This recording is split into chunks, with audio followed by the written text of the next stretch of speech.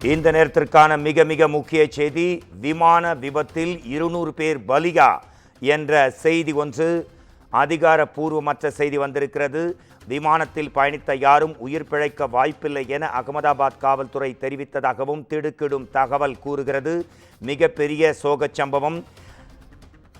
அகமதாபாத் விமான விபத்தில் 200க்கும் மேற்பட்டவர்கள் பலியானதாக அதிர்ச்சி தகவல் வந்திருக்கிறது. குஜராத் மாநிலம் அகமதாபாத்திலிருந்து 242 பேருடன் லண்டன் மாநகருக்கு புறப்பட்ட ஏர் இந்தியா விமானம் விபத்து விழுந்து நொறுங்கி இருக்கிறது. மருத்துவக் கல்லூரி மீதே அது மோதி இருக்கிறது. விமானத்தில் பயணம் செய்த யாரும் உயிர் பிழைத்திருக்க வாய்ப்பே இல்லை என்று அதிகாரப்பூர்வமான தகவல் ஒன்று கூறுகிறது. இது இந்தியாவைச் சேர்ந்தவர்கள், இங்கிலாந்து நாட்டைச் சேர்ந்தவர்கள், மற்ற நாடுகளைச் சேர்ந்தவர்களும் அடங்குவார்கள்.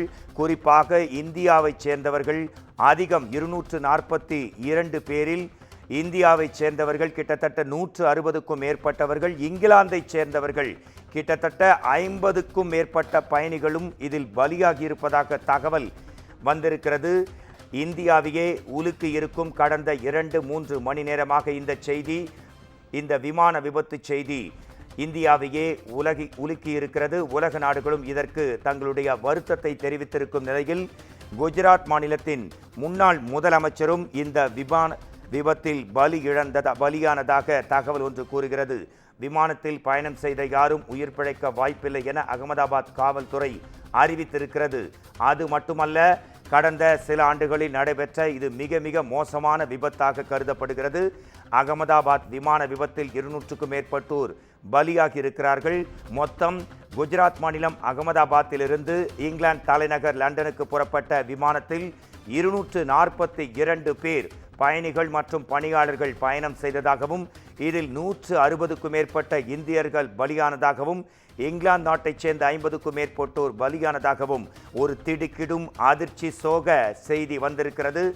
இந்த விபத்து குறித்து தற்போது தீவிர விசாரணை நடத்தப்பட்டிருக்கிறது.